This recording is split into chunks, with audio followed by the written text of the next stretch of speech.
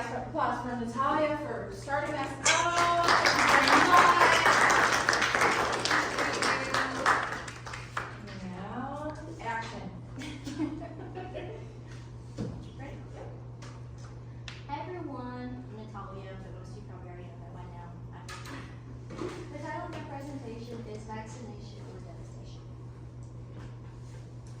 Have you ever had a loved one pass away without anyone there to offer them comfort in their final moments? This can be the harsh reality when vaccine-preventable diseases occur. In my past speeches, I have mentioned that I want to be a surgeon. More specifically, I want to be a pediatric surgeon, which is a doctor who takes care of newborn babies up until 8 years in age, and if you're lucky, a few years after that. And because of that particular age range, vaccination is a big part of a pediatrician's job, which is one of the reasons why I chose this topic. With that in mind, most of us are out of the age grade now, but vaccination will still play a part in our lives, whether that be through us specifically, through our future children, or through people we naturally come into contact with. The main points I'm going over today are the basics of vaccines, common misconceptions about vaccines, and why is vaccination still relevant today. Vaccines are like a shield that protect us from harmful diseases, so let's go over some of the basics. What is a vaccine? According to the Oxford Language Dictionary, a vaccine is a substance used to stimulate immunity to a particular infectious disease or pathogen, typically prepared from an inactivated or weakened form of the causative agent or from its constituents or products.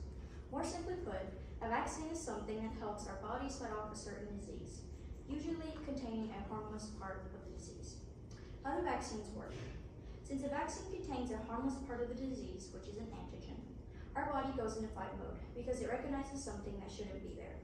So our bodies naturally produce a lot of antibodies to fight the antigen. Once the antibodies have won the fight, they go away and leave behind a few to keep guard in case the antigen ever comes back, which leads us to having immunity to that specific disease. Meaning if we come into contact with that disease again, we can fight it off and not get sick from it. I got my information from the Centers for Disease Control and Prevention, and the article was last updated in 2024. Who are vaccines for? Vaccines are most important during the childhood stages of our lives, which is from birth until we're 18 and considered an adult. Because during that time is when we should be getting the majority of the first doses of different vaccines.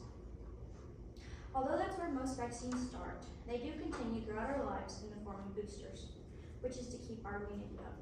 But if we never got vaccinated during our childhood, there is still the opportunity to get vaccinated as an adult.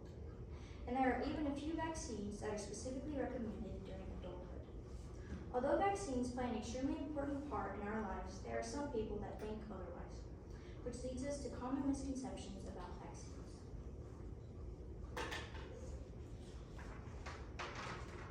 In my opinion, the biggest misconception is that vaccines cause autism spectrum disorder, specifically the MMR, measles, mumps, and rubella vaccine. This was believed to be true because the same time children get the MMR vaccine is the same time children present with autism symptoms.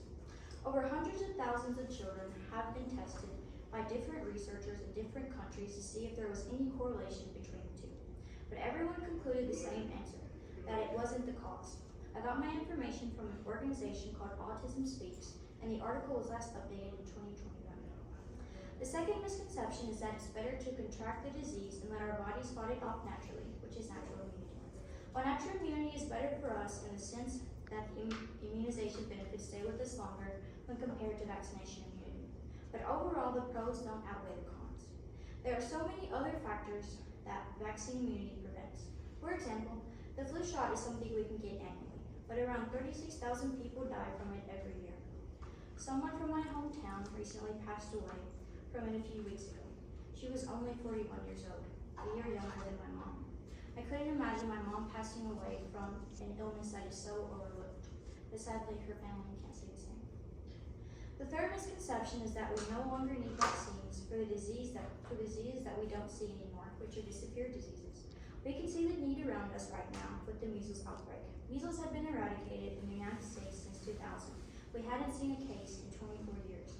And now 97% of the cases that we have seen since last year are caused from non-vaccinated people. Most of them from the ages, most of them from the ages of 5 to 19 years old. Would you really not give yourself or your child the best chance at fighting a deadly disease? If you're unsure, let's get into why vaccination is still relevant today. One of the biggest reasons why vaccination is still relevant today is for herd immunity.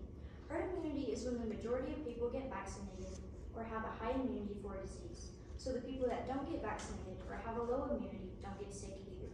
It's extremely important to get vaccinated if we can, because some people don't have the same opportunity. For instance, if they're allergic to something in the vaccine, like eggs, which is a common allergy, therefore they can't get the flu vaccine. Or people with Guillain-Barré syndrome, they can't get vaccines either because their disorder can be triggered by them.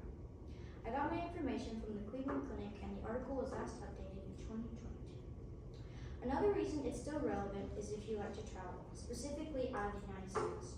Other countries aren't as fortunate to have access to these life-saving vaccines like we do. So many diseases still run rampant in those countries, taking lots of lives with them. And if you were to come into contact with those diseases and hadn't been vaccinated, there is a high chance you could contract the disease yourself. Some people don't even know they're infected before it's too late, and others don't show symptoms. They're just carriers of the disease. The final reason is to see diseases that have killed millions be eradicated in the United States. We have already seen these successes in certain diseases like smallpox, polio, and rubella. Eradicating diseases means less deaths from infectious diseases, so we can then focus on chronic disease.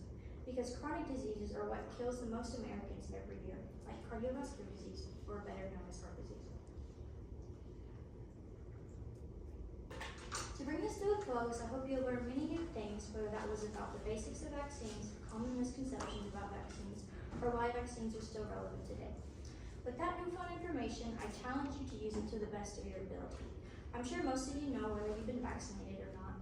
If you don't, definitely ask your parents. But also go to your primary care provider and make sure you're up to date on all your vaccinations. And even ask about the ones that are optional.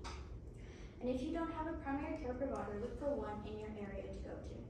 You can do that by looking up any clinic that focuses on primary or family care, or go to a hospital website and look at their list of providers and choose the same specialties from there.